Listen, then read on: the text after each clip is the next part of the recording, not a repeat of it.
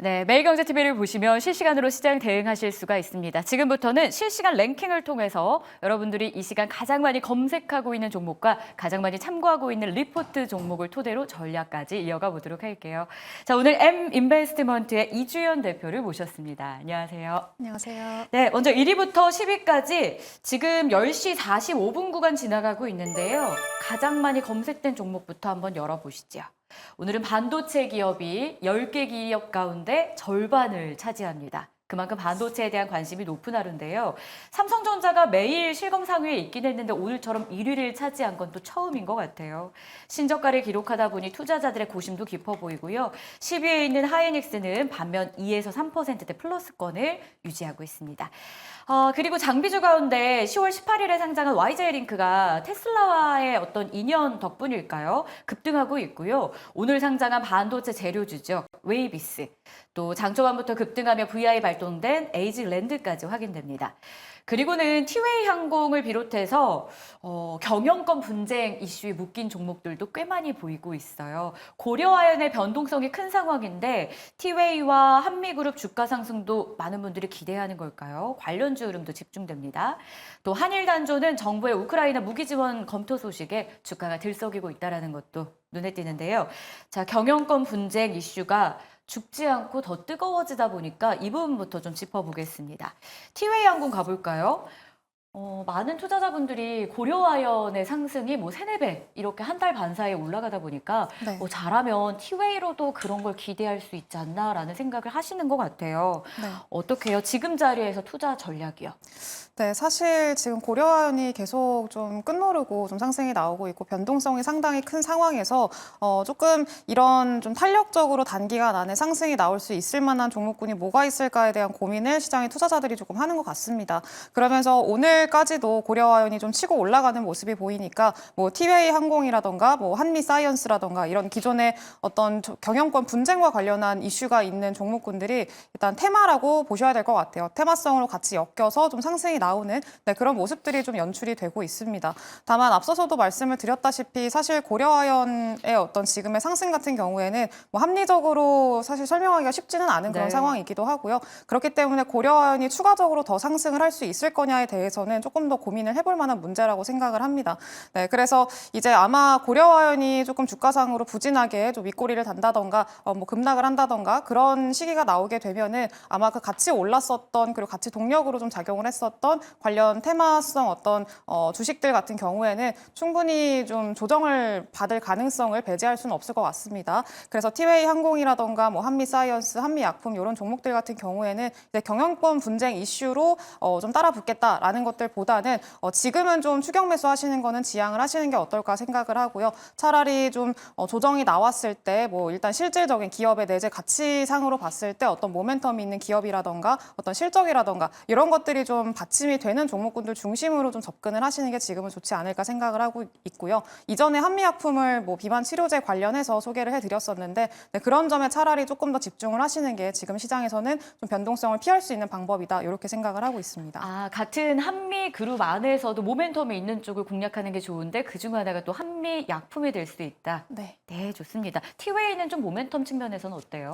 모멘텀 측면에서는 뭐 추가적인 상승 여력은 있겠습니다만 역시나 좀 변동성이 상당히 크기 때문에 개인 투자자분들이 사실 여기서 좀 트레이딩을 하시겠다고 자신이 있으신 분들은 네. 충분히 하셔도 되겠습니다만 다만 조금 그 리스크는 좀 주의를 하면서 접근을 하시자라고 좀 말씀드리겠습니다. 참고해 보시죠. 자, 그리고 반도체도 한번 가볼 텐데요. 삼성전자, SK하이닉스 이야기는 저희가 줄곧 태우고 있어서 개장하면서부터 VI가 발동된 에이직랜드 도대체 왜 오르는 건지 궁금합니다. 뭐 검색하면야 뉴스가 붙기는 했는데요. 이렇게 오를 만한 이유가 있는 종목인지 오늘의 상승을 어떻게 보셨어요? 네, 일단은 사실 에이징랜드 같은 경우에는 TSMC의 호재가 있을 때마다 함께 움직이는 기업이라고 보시면 좋을 것 같고요. 이제 TSMC하고 팹리스를 좀 연결해서 칩 설계나 칩 보조 이런 것들을 좀 담당하고 있는 기업이기도 합니다. 다만 기업의 실적이나 이런 것들은 조금 성장성이 둔화되고 있는 추세이기 때문에 일단은 어떤 기업의 가치라던가 이런 것들이 어떤 주가의 동력으로 작용한다라고 보기엔 조금 어렵고요. 지금의 TSMC라던가 그리고 최근에 뭐 SK 하이닉스나 테슬라 이런 그 큰 기업들의 어떤 호재성 이슈들, 실적이나 이런 이슈들로 인해서 사실 같이 좀 상승이 나오는 거다라고 생각을 하시는 게 지금은 좀 맞지 않을까라고 생각을 하고 있습니다.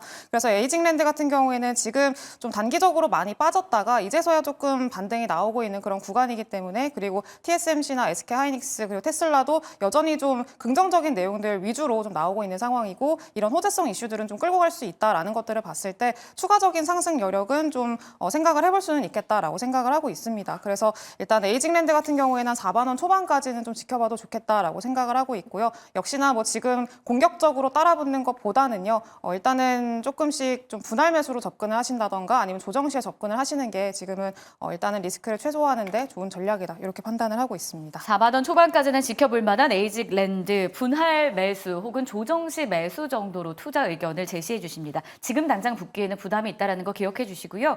자, 그럼 이번에는 여러분들이 가장 많이 조회 클릭하고 있었던 리포트 종목은 무엇이었는지 1위부터 5위까지로 꼽아봤는데요. 첫 번째 1위 한 기업은 KB금융입니다. 오늘 신한투자증권에서 제시한 리포트에 따르면요.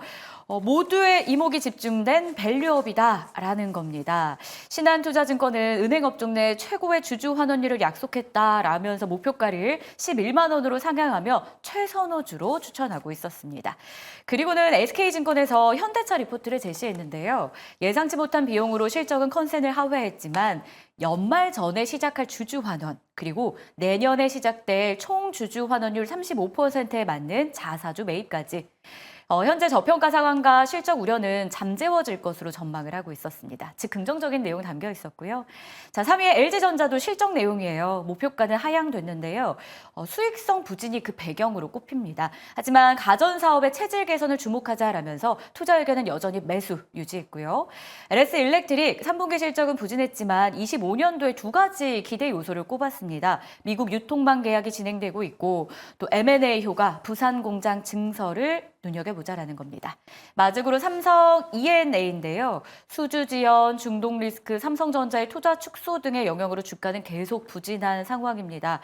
그러다 보니까 주주 환원 규모가 향후 주가 향방을 결정할 것으로 전망했는데요. 목표가는 3만 원으로 낮춰 잡았습니다. 자, 1위 기업 가볼까요? KB금융입니다. 오늘 정말 뜨겁고요. 금융주들이 신고가 행진을 오늘 대거 보여주고 있더라고요. 그 가운데 KB금융이 단연 1등 기업으로서 가장 많이 언급되고 있는데 문제는 1년 동안 꾸준히 너무 예쁘게 올라줬습니다. 내가 들어갈 때가 고점일까 봐 저는 줄곧 그런 투자를 많이 하다 보니까 저 같은 분들도 있으실 것 같아요. 네. 지금 자리 어떻게 할까요? 네, 지금 자리는 사실 조금 기다려보자라고 좀 말씀을 드리고요. 다만 KB금융은 저도 굉장히 긍정적으로 보고 있는 기업 중에 하나이기 때문에 사실 급하게 따라 들어갈 필요는 없다, 이렇게 생각을 하고 네. 있습니다. KB금융은 이전에 어떤 추세를 좀 보시더라도 당일날에 좀 갑자기 평소보다 크게 급등을 하는 날 이후에는 조금씩 쉬어가는 경향들을 보였었기 때문에 아마 이번에도 비슷한 흐름으로 좀 전개가 되지 않을까라고 생각을 하고 있고요. 그리고 KB금융은 앞서 앵커님께서도 말씀을 해주셨다시피 사실 KB금융뿐만이 아니라 밸류업 관련한 금융주들 같은 경우에는 일반 개인 투자자분들이 그렇게 크게 좀 접근을 하시지는 않는 경향이 좀 있는 것 같기는 합니다. 워낙에 조금 단기적으로 좀 시세가 나오는 게 좀 어렵다라고 판단을 하시는 걸 수도 있고요. 그리고 워낙에 꾸준히 오르다 보니까 지금 들어가면 또 고점이지 않을까에 대한 좀 고민을 하시는 분들도 있을 것 같은데, 다만 아직까지는 좀 추가적인 상방은 조금 더 열어둬도 되지 않을까라고 생각을 합니다. KB금융 같은 경우에는 사실 우리나라 밸류업 관련해서 좀 모멘텀을 기대하고 있는 종목들 중에서는 가장 좀 밸류업을 좀 착실하게 하고 있는 기업 중에 하나고, 주주 환원 같은 경우에도 굉장히 좀 잘 하고 있는 상황입니다. KB금융은 어제 실적을 발표를 했었죠, 오후에. 실적 서프라이즈가 나왔었고요. 이것과 함께 이제 기업 가치를 제고하는 방안을 지금 공개를 한 건데, 여기서 이제 보통주 자본 비율이 좀 높아졌습니다. 25bp 정도 올라서 지금 13.85%로 높아졌고요. 전분기 대비해서 좀 올라가면서 점점 계속 좀 확장을 하고 있다라는 모습들 좀 보여주고 있습니다. 그래서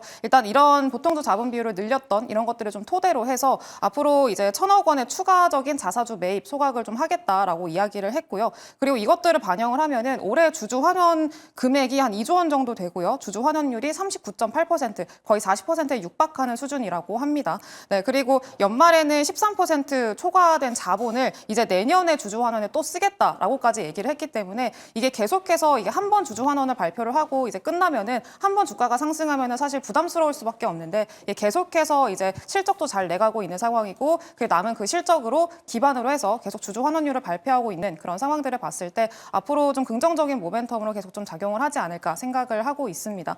그렇기 때문에 KB금융은 지금 구간에서 사실 뭐 조급하게 따라가실 필요는 없고요. 조금 천천히 접근을 하시는 거, 다음 좀 쉬고 있을 때 그럴 때 좀 접근을 하시는 게 좀 좋은 전략이지 않을까 그렇게 판단을 합니다. 그러니까 중장기적으로 볼 만한 그런 종목이라는 거잖아요. 네, 맞습니다. 그러니까 급하게 지금 따라 붙는 건 오히려 그게 더 부담 요소가 될 수 있다는 걸 기억해 보시고요.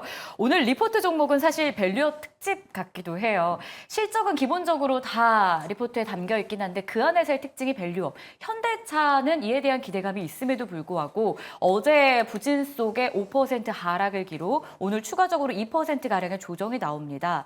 저점보다는 지금 어느 정도 회복을 보여주고 있긴 한데 현대차의 접근은 어떻게 해야 될까요? 네, 일단은 전저점을 지금 좀 다지고 있는 상황이기도 하고요. 네. 오늘 좀 아랫꼬리가 달리는 그런 모습들을 좀 보여주고 있습니다. 어쨌든 밑에서 좀 대기 매수세가 좀 대기를 하고 있다, 잡아주고 있다라는 것들을 좀 체크를 할 수 있을 만한 내용이기도 하고요. 일단 실적 같은 경우에는 많이들 이제 아시다시피 이번에는 좀 판매 보증 충당금이라고 해서 3,200억 정도가 좀 추가적으로 발생을 하면서 기존의 어떤 예상했던 컨센서스 대비해서 하회했다라는 얘기들이 좀 나오고 있는 상황입니다. 근데 어쨌든 간에 이런 요인들이 일회성 요인이고 그리고 이제 지난 분기, 2분기의 어닝하고 비교를 했을 때 이제 평균 환율이 한 30원 정도 하락을 했고요. 그리고 환율 효과 이런 것들이 전분기 대비 축소를 했다는 거죠. 그리고 판매 대수가 한 2만 4천 대가량 좀 감소를 했는데 이런 것들을 감안을 하면은 이 한 대당 영업이익이나 이런 것들은 아마 전분기랑 비슷할 거다 이렇게 좀 판단을 하고 있습니다. 네, 그렇기 때문에 일단은 앞으로의 좀 추세를 더 좀 생각을 해봐야 될 것 같고요. 일단은 지금 현대차 같은 경우에는 고부가 차량이 굉장히 늘어나고 있다라는 점에 좀 초점을 둬야 될 것 같습니다. 일단 현대차가 10월 초에, 그러니까 지난달, 이번 달인가요? 이번 달이죠. 네, 이번 달 초에 북미 공장이, 조지아 공장이 이제 가동이 되기 시작을 했죠. 그러면서 본격적으로 이 미국의 보조금 혜택을 받을 수 있을 만한 환경이 지금 조성이 된 거고요. 그리고 하반기부터 뭐 투싼이나 산타페 이런 차종들까지 하이브리드 차종이 점점 확장이 되고 있는 상황이기 때문에 영업이익률의 어떤 상승을 충분히 좀 기대를 해볼 수 있겠다 이렇게 생각을 하고 있습니다. 그리고 앞서서 뭐 KB금융 같은 경우에도 좀 배당 관련해서 좀 말씀을 드렸었는데 일단은 이번에 인도 IPO가 나름 성공적으로 그래도 진행이 되면서 구주 매출분이 한 4조 7,500억 원 정도 발생을 했습니다. 예상보다 더 많이 좀 들어온 거고요. 그리고 이거를 그냥 뭐 인도에다가 재투자 그대로 하는 게 아니라 그중에 일부를 이제 주주 환원에 활용을 하겠다라고 일단은 발표를 해놨었기 때문에 아마 앞으로 4분기에 어떤 현대차의 좀 그 주가의 어떤 상승 동력은 실적뿐만이 아니라 이제 배당이 되지 않을까, 배당 매력도가 되지 않을까라고 생각을 하고 있습니다. 그래서 추가적인 어떤 대규모 주주 환원 정책에 대한 어떤 이야기, 추가적인 언급 이런 것들이 주가를 끌어올릴 요소로 작용을 할 거라고 생각을 하고 있기 때문에 일단 그런 점을 좀 기대를 해보시면서 지금 구간은 바닥을 좀 잘 다지고 있는 구간이다라고 생각을 해주시는 게 좋을 것 같습니다. 네, 현대차 오히려 지금 구간 바닥을 잡고 있는 구간이라는 걸 저희가 체크해봤고요. 앞서서 KB금융의 경우에는 중장기적으로 계속 좋아질 기업이기 때문에 급하게 들어가지 말고 기다렸다 들어가도 늦지 않는다라는 조언. 그밖에 티웨이 항공은 오히려 모멘텀 있는 그러니까 경영권 분쟁 안에서도 좀 재료 있고 탄탄한 기업 보자 한미 약품을 좀 언급을 주셨고 에이직 랜드 분할 매수로 접근하면 오히려 더 좋겠다. 이렇게 투자 전략 세워봤습니다. 지금까지 실시간 랭킹 M인베스트먼트 이주연 대표와 함께했습니다. 오늘도 고맙습니다. 감사합니다.